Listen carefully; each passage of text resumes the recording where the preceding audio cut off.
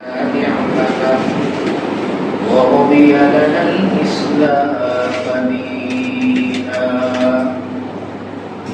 ونشهد أن لا إله إلا الله وحده لا شريك له ونشهد أن سيدنا وسندنا وحبيبنا وحبيب قلوبنا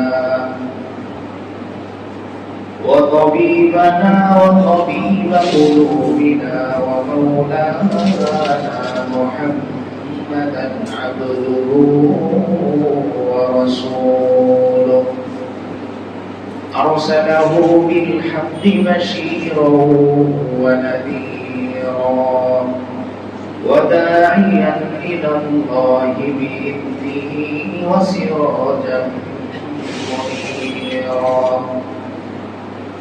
أما بعد فأعوذ بالله من الشيطان الرجيم بسم الله الرحمن الرحيم إن الذين كفروا وماتوا وهم كفار أولئك عليهم لعنة الله والملائكة والناس أجمعين صدق الله العظيم وصدق رسوله النبي الكريم ونحن على ذلك لمن الشاهدين والشاكرين والحمد لله رب العالمين سبحانك لا علم لنا إلا ما علمتنا إنك أنت العليم الحكيم الحمد لله আল্লাহ তাআলার দরবারে লাখ কোটি শুকরিয়া যে মহান আল্লাহ রব্বুল আলামিন আমাদেরকে পঞ্চম তাফসীরুল কোরআন মাহফিলে অংশগ্রহণ করার তৌফিক দান করেছেন। এজন্য আমরা সকলেই দিল থেকে শুকরিয়া দান করি আলহামদুলিল্লাহ। আজকে আমাদের তাফসীর শুরু হবে 161 নম্বর আয়াত, সূরাতুল বাকারার 161 নম্বর আয়াত থেকে 167 নম্বর আয়াত পর্যন্ত, যদি আল্লাহ তাআলা তৌফিক দান করেন। যে আয়াত থেকে শুরু হচ্ছে সেই আয়াতের মধ্যে আল্লাহ তাআলা একজন মানুষের জীবনের অবস্থা বর্ণনা করতেছেন। যে দুনিয়ায় একজন মানুষ যেরকম কোনো ব্যবসা শুরু করার সময় এবং তার এই ব্যবসার জিন্দেগি শেষ হওয়ার সময় দুই ধরনের অবস্থা তার হতে পারে। এক নম্বর অবস্থা হচ্ছে এই যে লোকটা ব্যবসা শুরু করলো লাভ দিয়ে আর শেষ করলো লস দিয়ে। আর আরেকটা হচ্ছে এরকম যে ব্যবসা শুরু করলো লস দিয়ে কিন্তু শেষ করলো লাভ দিয়ে। তো আল্লাহ তাআলা এখানে যে ক্যাটাগরির মানুষের কথা বলতেছেন তাদেরটা হচ্ছে এই দুইটার বাইরে পুরোই ভিন্ন। যে যাদের ব্যবসাটা শুরু হয় লস দিয়ে শেষও হয় লস দিয়ে, এই মানুষগুলোর আফসোস ওই দুই প্রকারের চাইতে অনেক বেশি। অর্থাৎ একজন মানুষ যখন তার জীবনের প্রথম জামানায় ব্যবসা শুরু করে লাভ করলো, তার এই প্রাথমিক অবস্থাটাতে তার মনের মধ্যে এক ধরনের আনন্দ কাজ করে যে আমি আমার ব্যবসায়ী জীবনটা শুরু করতে পেরেছি লাভ দিয়ে। কিংবা কেউ একজন ব্যবসার শুরু তো করলো লস দিয়ে কিন্তু শেষটা হলো তার লাভ দিয়ে, তখনও তার মনের মধ্যে এক ধরনের আনন্দ থাকে যে আমি অন্তত আমার শেষটা কি করতে পেরেছি, লাভ দিয়ে শেষ করতে পেরেছি। কিন্তু আল্লাহ তাআলা এইখানে এমন এক ব্যবসায়ীদের কথা বলতেছেন যারা নিজেদের জিন্দেগির ব্যবসা শুরু করেছে লস দিয়ে, তাদের শেষও হচ্ছে লস দিয়ে। তাই আল্লাহ তাআলা তাদের প্রতিদান হিসেবে বলতেছেন এই মানুষগুলো হাসরের ময়দানেও লসের শিকার হবে। আল্লাহ তাআলা বলতেছেন ইন্নাল্লাযীনা কাফারু ওয়া মাতু ওয়া হুম কুফফার, নিশ্চয়ই যারা কুফরি করেছে অর্থাৎ তাদের জীবনটা শুরুই হয়েছে জীবনটা তার চলেছে কুফরি অবস্থায়, কেবল আল্লাহ তাআলার নাফরমানি অবস্থায়, আল্লাহ তাআলার নিয়ামতকে অস্বীকার করা অবস্থায় শুরুটা হয়েছে তার নিয়ে। আবার ওয়ামাতু, তারা মৃত্যুবরণ করেছে, ওহুম কুফার, অবস্থা তাদের আগের মতনই, যে তারা কাফের অবস্থাতেই মৃত্যুবরণ করেছে। তাহলে তার জীবনটা শুরু হচ্ছে কুফরি দিয়ে, আবার শেষ হচ্ছে কুফরি দিয়ে। তো এই ধরনের মানুষের জন্য কি প্রতিদান আছে? আল্লাহ তাআলা বলতেছেন যে এই ধরনের মানুষের জন্য তিন ধরনের ব্যক্তির পক্ষ থেকে অভিশাপ। কয় ধরনের ব্যক্তির পক্ষ থেকে? তিন ধরনের ব্যক্তি। তার মধ্যে প্রথম নম্বর হচ্ছেন উলাইকা আলাইহিম লানাতুল্লাহ।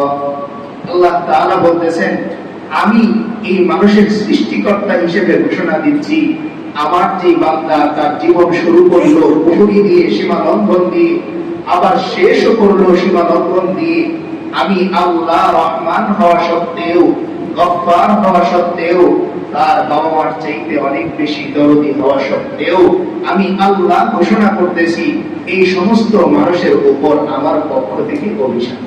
নাউযুবিল্লাহ। তাহলে এক নাম্বার অভিশাপ কার পক্ষ থেকে? আল্লাহ তাআলার পক্ষ থেকে। দুই নম্বরে আল্লাহ তাআলা বলতেছেন ওয়াল মালাইকা, যে সমস্ত ফেরেশতারা কেবলমাত্র মানুষের পক্ষে জয়গান বর্তমানে করে। একটা সময় তাদের অভিযোগ ছিল সৃষ্টি লগ্নে, সূচনা লগ্নে, কিন্তু এই ফেরেশতারা যারা আল্লাহ তাআলার কথার বাহিরে কখনো যান না, যারা কখনো আল্লাহ তাআলার তাসবিহ ছাড়া অন্য কোনো জিনিস চিন্তাই করেন না, এই দলেরও অভিশাপ তাদের উপর। তাহলে এক নম্বরে অভিশাপ দিচ্ছেন কে? আল্লাহ। আল্লাহ বলতেছেন, আমার যেই বান্দা আমার দেয়া হায়াত দিয়ে, আমার দেয়া জীবন দিয়ে, সে তার জীবনটা শুরুই করলো কুফরি দিয়ে, আবার শেষও করলো কুফরি দিয়ে, আমি আল্লাহ দয়াবান হওয়া সত্ত্বেও আমার এই সমস্ত ক্ষতিগ্রস্ত বান্দাদের উপর আমার পক্ষ থেকে অভিশাপ। দুই নম্বরে আমার সাথে যে সমস্ত ফেরেশতারা সম্পৃক্ত, যারা আমার আদেশে সর্বদা নিয়োজিত থাকে, তাদের পক্ষ থেকেও তাদের উপর অভিশাপ। তিন নম্বরে আল্লাহ বলতেছেন ওয়ান নাসি আজমাইন, পৃথিবীর সমস্ত মানুষের অভিশাপও তাদের উপরে। তার মানে একজন ব্যক্তি যদি কাফের অবস্থায় মৃত্যুবরণ করে, তাহলে একদিকে তার আল্লাহ তাআলার পক্ষ থেকে অভিশাপ, দুই নম্বরে সমস্ত ফেরেশতাদের পক্ষ থেকে তার উপর অভিশাপ, তিন নম্বরে পৃথিবীর সমস্ত মানুষের পক্ষ থেকেও তার উপর অভিশাপ। এখন একজন মানুষের উপর যখন তার সৃষ্টিকর্তা নারাজ, একজন মানুষের উপর যখন এই সৃষ্টিকর্তার নিয়ন্ত্রণে যারা থাকে তারা নারাজ, তার পৃথিবীতে তার সাথে চলা মানুষগুলো তার উপর নারাজ, তো এই মানুষটার ফলাফল কতটা ভয়ানক হবে। আবার আল্লাহ তাআলা বলতেছেন খালিদিনা ফিহা, যে এই বান্দাগুলো আমার অভিশাপের মধ্যে চিরস্থায়ী হবে। এখন প্রশ্ন আসে, আল্লাহর অভিশাপের মধ্যে চিরস্থায়ী কিভাবে থাকবে? অর্থাৎ যেই বান্দার উপর আল্লাহ তাআলা নারাজ, তার জন্য আল্লাহ তাআলা জান্নাত নয় কিসের ফয়সালা করবে? জাহান্নামের ফয়সালা করবে। তাই আল্লাহ তাআলা বলতেছেন খালিদিনা ফিহা, ও বান্দা, দুনিয়ায় যখন তুমি তোমার জীবন শুরু করলে লস দিয়ে, শেষও করলে লস দিয়ে, তাহলে আমার কাছে আসার পর লস খাওয়া বান্দাদের জন্য আমি আল্লাহ যে ঘর তৈরি করেছি তথা জাহান্নাম, এই জাহান্নামের মধ্যেই তোমার প্রবেশ করতে হবে। কারণ জাহান্নাম আমি আল্লাহ তৈরি করেছি লস খাওয়া বান্দাদের জন্য। তাহলে জান্নাত আল্লাহ তাআলা তৈরি করেছেন লাভবান ব্যক্তিদের জন্য, আর জাহান্নাম আল্লাহ তাআলা তৈরি করেছেন লস খাওয়া বান্দাদের জন্য। এখন আমি হিসাব করে দেখি, আমি আমার আখিরাতের জিন্দেগিতে লাভবান নাকি লস? যদি আমি আমার আখিরাতের জিন্দেগি নিয়ে লসের শিকার হয়ে থাকি, তাহলে আল্লাহ তাআলার ঘোষণা অনুযায়ী বান্দাদের অন্তর্ভুক্ত না হই, যেন আমি জাহান্নামের অধিবাসীর অন্তর্ভুক্ত। এরপরে আল্লাহ তাআলা ধমক দিচ্ছেন যে ও বান্দা, দুনিয়ায় কোথাও তুমি বিপদে পড়লে এই বিপদ থেকে উদ্ধার হওয়ার কি আছে? সুযোগ আছে। একজন মানুষ কোনো কারণে অন্যায় করে সে জেলখানায় চলে গেল, তার শাস্তি শেষ, সে আবার বাসায় নিরাপদে ফিরে আসে। আল্লাহ তাআলা বলতেছেন, তুমি যদি তোমার দুনিয়ার জিন্দেগিটা পুরোটাই লস দিয়ে পূর্ণ করে আসো, তাহলে আমি যে জাহান্নাম নামক জেলখানা তৈরি করেছি, এইখানে যাওয়ার পর এইখান থেকে নিরাপদে ফিরে আসার আর সুযোগ তোমার। আল্লাহ বলতেছেন লা ইউখাফফাফু আনহুমুল আযাব, আমার এই সমস্ত লস খাওয়া বান্দাদের আযাব কখনোই কি করা হবে না, কমানো হবে। আযাব বাতিল তো হবেই না, কমানো। দেখেন, একদিকে আল্লাহ তাআলার নাম যেরকম রহমান, অন্যদিকে আল্লাহ তাআলার নাম আবার গাফফার। আল্লাহ বলেন, ও বান্দা, তুমি যদি তোমার নিজেকে আমার কাছে সঁপে দিতে পারো ওই ছোট্ট শিশুর মতন, তাহলে আমি তোমার জন্য ওই শিশুর মায়ের মতন কোমল হয়ে যাব। আর তুমি যদি ওই যুবক ছেলের মতন বাবার সাথে অহংকার করে চলতে থাকো, তাহলে আমি ওই 15 বছরের বাবার মতন আমি কিছুটা কঠোর হয়ে যাব। তাহলে আমি যদি আমার নিজের জীবনকে আল্লাহর কাছে সঁপে দিতে পারি, আল্লাহর রাস্তায় সঁপে দিতে পারি, তাহলে আমার জন্য আল্লাহ কেমন হয়ে যাবেন? কোমল, রহমান হয়ে যাবেন, গফফার হয়ে যাবেন। আর যদি আমি আমার জিন্দেগিটা আল্লাহর রাস্তায় সঁপে দিতে না পারি, বরং আমার মনের চাহিদা অনুযায়ী আমি চালাতে থাকি, তাহলে আল্লাহ তাআলার ঘোষণা অনুযায়ী আল্লাহ বলেন, তাহলে আমি হাশরের ময়দানে আর রহমান তোমার জন্য থাকবো না, হাশরের ময়দানে গফফার তোমার জন্য থাকবো না। আমি রহমান থাকবো, কিন্তু তোমার জন্য। যে ছেলেটা পড়াশোনা করে না, বাবা যে ছেলেগুলো পড়াশোনা করে তাদের প্রতি খুব যত্নশীল হয়, কিন্তু যে পড়াশোনা করে না তার প্রতি কঠোর হয়। তার মানে বাবা কঠোর হয়, বরং এই ছেলের জন্য কঠোর। তো আল্লাহ তাআলা এখানে বোঝাতে চাচ্ছেন যে হাশরের ময়দানে আমি অনেক বান্দাদেরকে মাফ করে দিব, ক্ষমা করে দিব, কিন্তু তাদের জিন্দেগিটা পুরোটাই লস দিয়ে ভরা এই সমস্ত বান্দাদের জন্য আমি আল্লাহ গাফফার হয়ে যাব, অর্থাৎ তাদের শাস্তি বিন্দু পরিমাণ আমি কমাবো। আবার ওয়ালা হুম ইউনজারুন, আল্লাহ তাআলা বলেন 1 মিনিটের জন্য অবকাশও তাদেরকে দেয়া হবে। অর্থাৎ দুনিয়ার মানুষ মারতে মারতেও ক্লান্ত হয়ে যায়, শাস্তি দিতেও কি হয়ে যায়? ক্লান্ত হয়ে যায়, রেস্ট নেয়।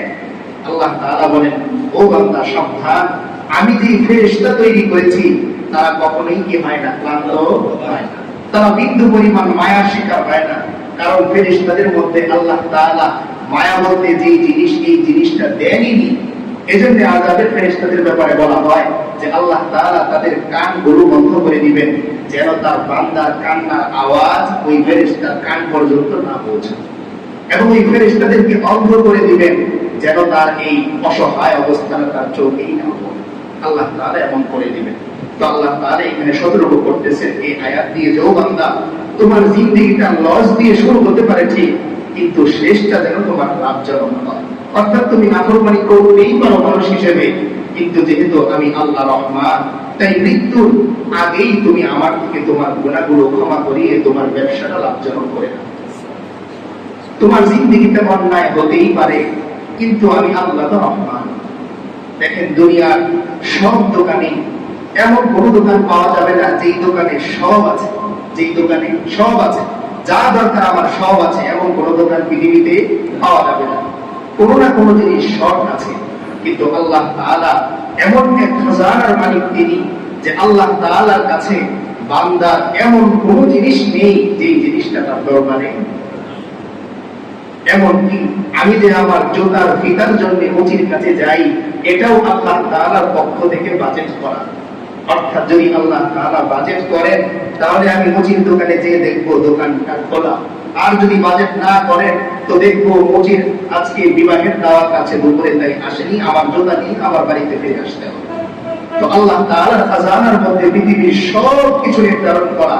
আমি দেখতেছি আমি দুনিয়া থেকে নিচ্ছি, আমি দেখতেছি আমি গাছ থেকে আম পাড়তেছি, আমি দেখতেছি যে গাছ থেকে আপেল ছিঁড়ছি, কিন্তু আল্লাহ তাআলা এর পিছনে বান্দাকে বোঝাতে চান, ও বান্দা, তুমি যখন মাটির নিচে দিয়েছিলে তখন একটা বীজ ছিল, কিন্তু আমি আল্লাহ এই বীজ থেকে প্রথমে একটা গাছ রোপণ করলাম, যে বীজের সাথে এই গাছের কোনো ধরনের মিল নেই। আমি একটা সাধারণ আমের আটি খেয়ে নষ্ট হয়ে যাওয়া আমের আটিটা মাটির নিচে পুঁতে দিয়ে আসি, অনেক সময় বিসমিল্লাহ ছাড়াই পুঁতে দিয়ে আসি। আল্লাহ তাআলা চাইলে তো পারতেন যে আমার বান্দা যেহেতু আমার নাম ছাড়া এই আটিটার ভিতরে পুঁতেছে, যাও, এখান থেকে গাছ হবে না। কিন্তু আল্লাহ তাআলা বান্দার প্রতি এত বেশি স্নেহশীল, এত বেশি মমতাময়ী, আল্লাহ তাআলা ফেরেশতাদেরকে বলেন, ও আমার ফেরেশতা, আমার বান্দা আমার নাম ভুলে যেতে পারে, আমি আল্লাহ আমার বান্দাকে ভুলে যেতে পারি না। এর মধ্যে আমি আছি, সুতরাং এই আমের আটি থেকে আম গাছ হবে, এই আম গাছের মধ্যে আম হবে, এখান থেকে আমার বান্দা আম খেয়ে হয়তো সেদিন তার মনের মধ্যে আমার কথা স্মরণে আসবে, আর সে আম খাওয়ার পর আলহামদুলিল্লাহ বলবে। কিন্তু কি আজীব ব্যাপার, আমি এই বীজ বপন করলাম আল্লাহকে বলে, গাছ হলো যত্ন নিলাম আল্লাহকে বলে, আম ধরলো আম ছিললাম আল্লাহকে বলে, আম খালাম, খাওয়ার পরে আবার আল্লাহকে ভুলে গেলাম, এরপরেও আল্লাহ তাআলা আমার বাড়ির পেছনের আম গাছটা নষ্ট করে দেননি, বরং আম গাছকে বলেন, আমার বান্দা যতদিন পর্যন্ত তার আম খাওয়ার জরুরত থাকবে তুমি থাকতে থাকো, যতদিন পর্যন্ত আমি আল্লাহ তোমাকে অর্ডার না দিচ্ছি নষ্ট হয়ে যাওয়া, ততদিন পর্যন্ত তুমি তার বাড়ির পেছনে দাঁড়িয়ে থাকো। এজন্য দেখবেন একটা আম গাছ যখন বড় হয়ে যায় তখন আর তার গোড়ায় পানি দেওয়া লাগে না। কি আজীব ব্যাপার, ছোট্ট একটা গাছ তার মধ্যে পানি দেওয়া লাগে, এই গাছটা যখন বড় হয়ে যায় তখন তো পানি আরো বেশি দেওয়া হবে। একটা ছোট্ট ছেলে তার যেই পরিমাণ পানির চাহিদা, খাবারের চাহিদা, একজন যুবকের এর চাইতে আরো বেশি চাহিদা। তো সেই যুক্তিতে যদি আমি আসি, তাহলে একটা ছোট্ট চারা গাছের পেছনে যতটুকু আমার পানি দরকার, এর চাইতে আরো অনেক বেশি পানি দরকার হতো তার বড় হওয়ার পরে। কিন্তু আল্লাহ তাআলা কি আজীব মেহেরবানি, যে আমার বান্দা যদি এই আম গাছের পেছনে পানি দেওয়ার সময় নষ্ট করে, সে তার ব্যবসায়িক কাজে ক্ষতিগ্রস্ত হবে, সে আমার জিকিরের ক্ষেত্রে ক্ষতিগ্রস্ত হবে, মসজিদে যাওয়ার ক্ষেত্রে ক্ষতিগ্রস্ত হবে। তাই আল্লাহ তাআলা আম গাছকে কেমন যেন বলে দেন, ও আম গাছ, আমার বান্দা 1 মাস পর্যন্ত তোমাকে পানি দিয়েছে, বাকি জীবন এই পানি আমি আল্লাহ দায়িত্ব নিলাম, তোমার গোড়ায় আমি পানি পৌঁছে। তো আমার গাছের যত্ন নেন কে? আল্লাহ, আর আম খাই আমি। আল্লাহ আমাকে মনে রাখেন, আমি আল্লাহকে ভুলে যাই। তো আল্লাহ তাআলা এই আয়াতের মধ্যে বোঝাতে চাচ্ছেন, ও বান্দা, তোমার জীবনটা শুরু যদি করো তুমি লস দিয়ে, শেষও করো লস দিয়ে, তাহলে হাসরের ময়দানে দেখবে যে আল্লাহ আমি দুনিয়াতে দুনিয়ার আসমানে এসে ডাকতাম, আজকে সেই আল্লাহ আমি তোমার থেকে মুখটা ফিরিয়ে নিই। এজন্য আল্লাহ তাআলা কোরআনের মধ্যে বলে, আল ইয়াউমা নানসাকুম কামা নাসিতুম লিকা ইয়াউমিকুম হাযা। ও বান্দা, দুনিয়ায় তুমি বারবার আমাকে ভুলে যেতে, আর আমি তোমাকে বারবার কাছে টেনে নিতাম। তুমি আমাকে বারবার ভুলে যেতে, আর আমি তোমাকে বারবার কাছে টেনে নিতাম। কিন্তু আজকে হাসরের ময়দানে তুমি যে আমাকে ভুলে যেতে, তাই চলো আজকে আমিও তোমাকে বলে গেলাম, দেখি তুমি আমাকে ছাড়া আজকে পার পাও। তাই আমাদের সতর্ক থাকতে হবে যেন আমার জিন্দেগিটা শুরু এবং শেষ পুরোটাই লস দিয়ে না। অনেকের আমাদের এমন হয়, 40 বছর 30 বছর পর্যন্ত আমি দিনের বোঝ পাইনি, নামাজ পড়িনি, কিন্তু আল্লাহ তাআলা আমার জন্য দরজা খোলা রেখেছেন, আমাকে প্রতিদিন ডাকে, 30 বছর চলে যা, এখনো তোমার সময় আছে, আসো আমার কাছে, আমি আল্লাহ তোমার গুনাহগুলো ক্ষমা করে দেব। এরপরেও যদি আমি আমার গুনাহ ক্ষমা না করাইতে পারি, এরপরেও যদি আমি আমার এই ব্যবসাটা লাভজনক করতে না পারি, তাহলে আল্লাহ তাআলা বলতেছেন, ও বান্দা, তোমার জন্য সতর্কবার্তা, হাসরের ময়দানে যখন আমি তোমাকে জাহান্নামে দিয়ে দিব, তখন তোমার থেকে শাস্তি কমানোও হবে না, শাস্তি বন্ধও করা। এরপরে আল্লাহ তাআলা বলতেছেন, ওয়া ইলাহুকুম ইলাহু ওয়াহিদ লা ইলাহা ইল্লা হুয়ার রহমানুর রহিম। আল্লাহ তাআলা বলতেছেন, ও বান্দা, তোমাদের ইলাহ একজন, ওয়া ইলাহুকুম ইলাহু ওয়াহিদ, তোমার ইলাহ একজন। দেখেন এখানে একটা মজার ব্যাপার, সেটা হচ্ছে এই যে যদি আমাদের ইলাহ 4 জন থাকতেন, 3 জন থাকতেন, 2 জন থাকতেন, তাহলে 2 জনকে আমার সন্তুষ্ট করা লাগতো। আজকে যখন আমার প্রতিবেশী ঘরের 2 পাশেই থাকে, তরকারি আমি ডান দিকে দিলে বাম দিকের মানুষটা নারাজ হয় যে আমার সাথে তার সম্পর্ক হলো না, বাম দিকে দিলে ডান দিকের মানুষটা কি হয়? অসন্তুষ্ট হয়, যে আমাকে তার হয়তো ভালো লাগে না, এই জন্য দেয়। আল্লাহ তাআলা নিয়ামতের কথা স্মরণ করিয়ে দিচ্ছেন যে, ও বান্দা, আমি চাইলে তো আমার আরো প্রতিনিধি রাখতে পারতাম, যে আমার পর্যন্ত আসার জন্য তাদেরকে সন্তুষ্ট করা লাগবে। তুমি তোমার জিন্দেগি কাটিয়ে দিতে আমার প্রতিনিধিদের সন্তুষ্ট করতে করতে, আমার কাছে আর আসতে পারতে না। কিন্তু আমি আল্লাহ মেহেরবানি করে আমার কোনো পিএস আমি রাখিনি, আমার কোনো প্রতিনিধি আমি রাখিনি, সরাসরি তোমার সাথে আমি যোগাযোগ রেখেছি। যখনই তুমি ডাক দিবে, আমার পিএস আমার কাছে খবর পৌঁছানো লাগে না, সরাসরি আমি আল্লাহ কুদরতি কান দিয়ে তোমার ডাক শুনতে পাই। দেখেন না, একটু চিন্তা করে কি মেহেরবানি আল্লাহ। দুনিয়ার এমন কোন বড় ব্যক্তি পাবেন, হুট করে বাস আপনি তার বাসায় চলে যাবেন, না জানি প্রাইভেসির ব্যাপার আছে, নিরাপত্তার ব্যাপার আছে, আর আল্লাহ তাআলা বলে, ও বান্দা, তোমার সাথে আমার যোগাযোগের কোনো প্রাইভেসি নেই, তোমার সাথে আমার যোগাযোগের কোনো নিরাপত্তা নেই। যখন তোমার মনে চায়, যেভাবে তোমার মনে চায়, যখন মন চায়, যেখানে মনে চায়, যেভাবে মনে চায় ডাকো, আমি আল্লাহ সঙ্গে সঙ্গে তোমার সামনে উপস্থিত হয়ে যাবো। আল্লাহ তাআলা কত মেহেরবানি বান্দার জন্য করলেন যে বান্দার সাথে ডাইরেক্ট তিনি কি রাখেন, যোগাযোগ। তো আল্লাহ তাআলা বলতেছেন তোমার জন্য তো সহজ, আমি একজনকে সন্তুষ্ট করব। দেখেন আল্লাহ তাআলা কোটি কোটি হাজার কোটি তার বান্দা, সবাইকে সন্তুষ্ট করা লাগে, আর আমরা সবাই মিলে কেবল একজনকে সন্তুষ্ট করি। আমরা যদি 10 ভাই থাকি, 10 ভাইয়ের খাদ্যের ব্যবস্থা করা লাগে, আর আমরা 10 ভাই মিলে কেবল আল্লাহকে সন্তুষ্ট করা লাগে। আমাদের সন্তুষ্ট করার পার্সন এক, আর তার সন্তুষ্ট করার পার্সনের সংখ্যা অনেক বেশি। আল্লাহ তাআলা বোঝাতে যাচ্ছেন ওয়া ইলাহুকুম ইলাহু ওয়াহিদ, ও বান্দা তোমাদের আল্লাহ একজনই, সন্তুষ্ট করার জন্য তোমার সিরিয়াল ধরা লাগবে, আবার আমাকে ডাকার জন্য সিরিয়াল লাগে। আজকে আপনি যদি আপনার টাকাই ব্যাংক থেকে উঠাতে যান, সিরিয়াল ছাড়া, সিরিয়াল ধরে টাকা আপনার রেখেছেন আপনি, এরপর ওঠানোর জন্য কি লাগে, সিরিয়াল লাগে। আর আল্লাহ তাআলা হাত দিলেন তিনি, চোখ দিলেন তিনি, জবান দিলেন তিনি, এরপরেও একসাথে পৃথিবীর 1 কোটি মানুষও যদি আল্লাহ বলে ডাক দেয়, 1 কোটি মানুষের জবাবে আল্লাহ একসাথে উত্তর দেন লাব্বাইক ইয়া আব্দি, বলো বান্দা আমি উপস্থিত। কেমন আল্লাহ আমরা পেয়েছি, ওয়া ইলাহুকুম ইলাহু ওয়াহিদ। আল্লাহ তাআলা বলেন তোমাদের সময় লাগবে।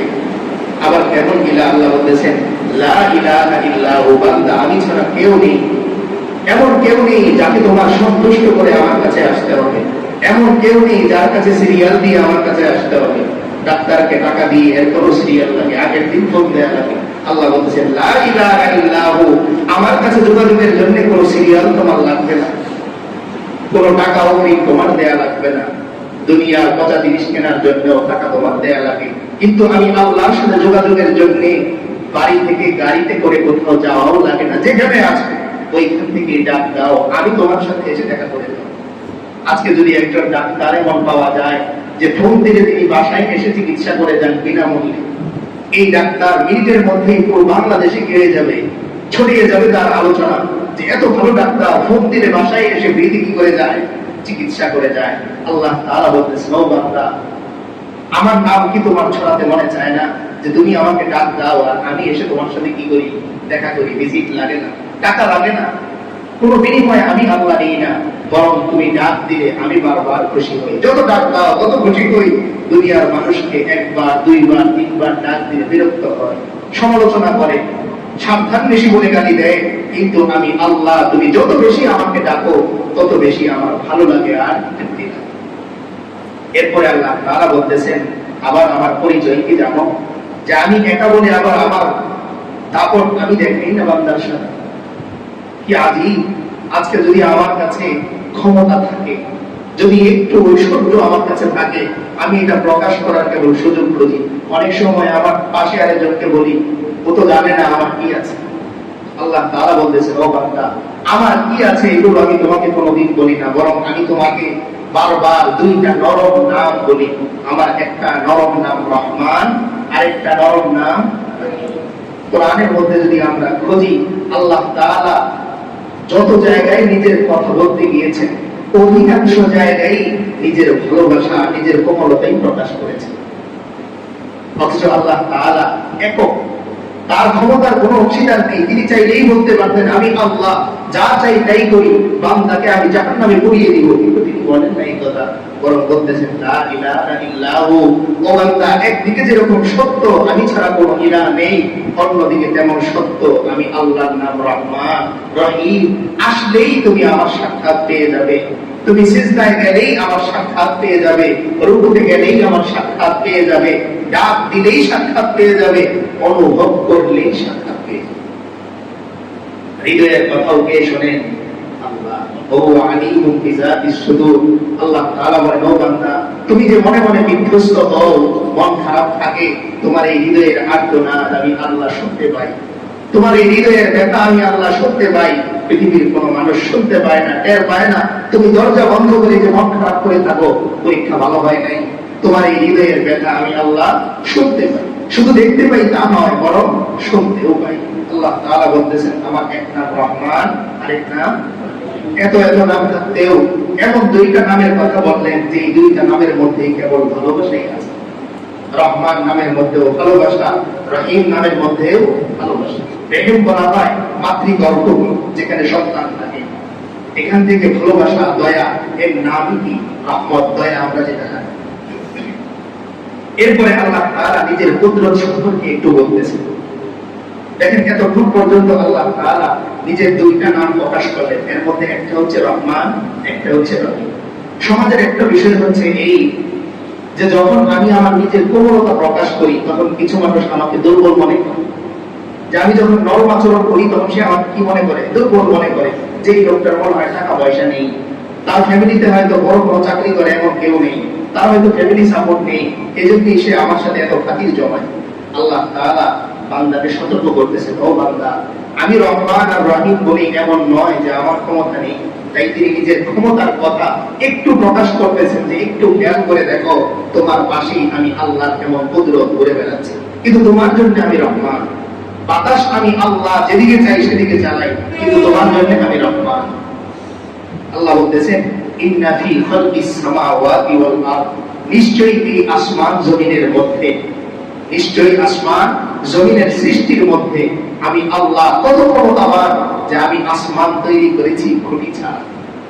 এত ক্ষমতা থাকা সত্ত্বেও আমি আল্লাহ তোমার জন্য কি রহমান। জমিন আমি সৃষ্টি করেছি কোন ধরনের প্যারাক ছাড়া। আজকে একটা কাঠ যদি আমি জোড়া দিই 2 দিন পরে ভেঙে পড়ে যায়, আল্লাহ তাআলা বলতেছেন আমি জমিন সৃষ্টি করেছি প্যারাক ছাড়া। এত ক্ষমতা থাকা সত্ত্বেও আমি আল্লাহ তোমার জন্য রহিম, দয়ালু। এরপরে ওয়াক্তিলাফিল লাইল, কি সুন্দর আমি রাতের পরিবর্তন ঘটাই। 10টা বাজে রাত, আরেক 10টা বাজে দিন, 11টায় রাত, আবার ওই ঘড়ির মধ্যে 11টায় দিন। আল্লাহ বলতেছেন এই যে ক্ষমতা আমার, ঘড়ির কাঁটায় 11টা, কিন্তু কখনো থাকে রাতের অন্ধকার আর কখনো থাকে দিনের আলো, এর মধ্যেও কি তুমি আমার ক্ষমতা দেখতে পাও না? এরপরে অন্নাহার, দিনের পরিবর্তন আমি ঘটাই। কোনদিন সূর্য ওঠে, রৌদ্রের তাপ লাগে, আবার কোনদিন সূর্য ওঠে, আমি আল্লাহ মেঘ দিয়ে কি করে দিই, সূর্যের তাপ আরম্ভ করে দিই। মাঝে মাঝে দেখবেন 5 মিনিট পর পর পরিবর্তন হয়, এই তাপ লাগতেছে, এই মেঘমালা দিয়ে ঢেকে যাচ্ছে। আল্লাহ তাআলা বলেন, ও বান্দা, আমি চাইলেই সূর্যকে ঢেকে দিতে পারি মেঘমালা দিয়ে, আবার আমি আল্লাহ চাইলেই সূর্যের তাপ বাড়িয়ে দিতে পারি। এই ক্ষমতা আমার কাছে আছে, কিন্তু ক্ষমতা থাকার পরেও আমি তোমার জন্য আল্লাহ, তোমার জন্য রহমান। যেমন উদাহরণস্বরূপ কারো বাবা যদি বড় বড় র্যাঙ্কের সে মেজর হয় বা বড় বড় চাকরি সে করে, বাড়িতে আসার পরে সে কিন্তু বাবাই, সন্তানের কাছে বাবাই। বাড়িতে এসে যদি বাবা বলে আমি মেজর, সুতরাং আমাকে দেখে সেলুট দিতে হবে, মানবে না সন্তান। কারণ সন্তান এই কথাই বলবে, আপনি আপনার কর্মক্ষেত্রে মেজর হলেও আমার জন্য বাবা। আল্লাহ তাআলা বলতে চান, ও বান্দা,